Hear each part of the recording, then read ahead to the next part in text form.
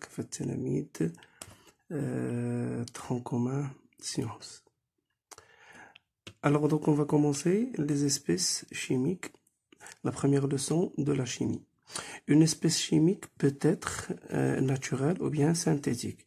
Lorsqu'on parle d'une matière, d'une espèce chimique naturelle, c'est-à-dire qui va se trouver dans la nature. Alors se trouve dans la nature. Se trouve dans la nature. Dans la nature. Voilà, ça c'est une espèce chimique naturelle. L'espèce chimique synthétique qu'on pourra synthétiser par réaction chimique dans le laboratoire. Alors avec une réaction chimique,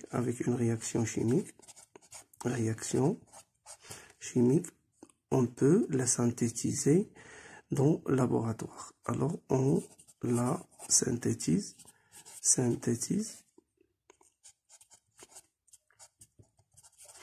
dans le laboratoire. Le laboratoire.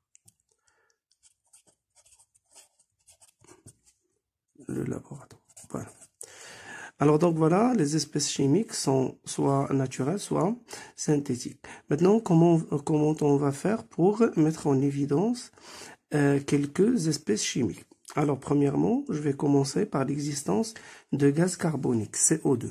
Alors le gaz carbonique CO2, alors on le met en évidence par l'eau de chaux.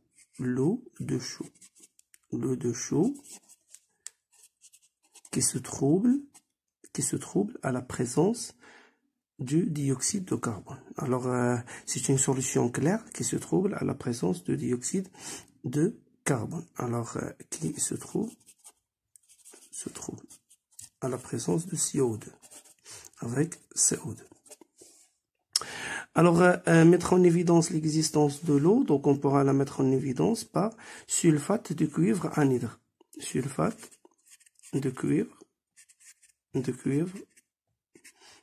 anhydre.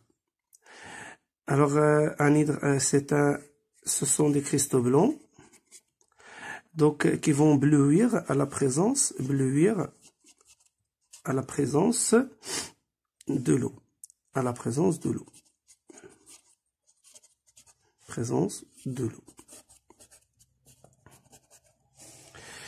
Maintenant, l'existence de sucre, glucose. Donc, on utilise la liqueur solution de Fehling.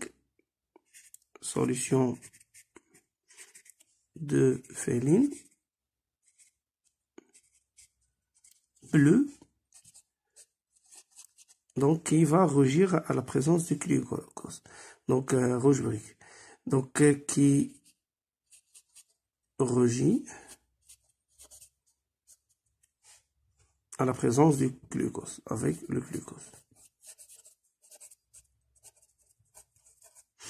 Voilà l'existence d'acide. Donc, on utilise la pH-métrie.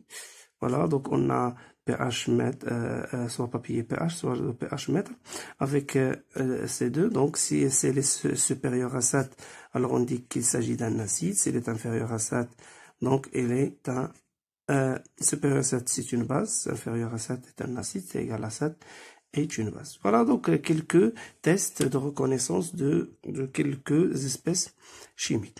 Alors maintenant, si je veux définir l'espèce chimique, qu'est-ce que je vais dire? Une espèce chimique est une appellation générique se référant à un ensemble d'entités identiques. Donc là, si je parle par exemple sur la substance chimique est constituée ou bien se compose par des espèces chimiques.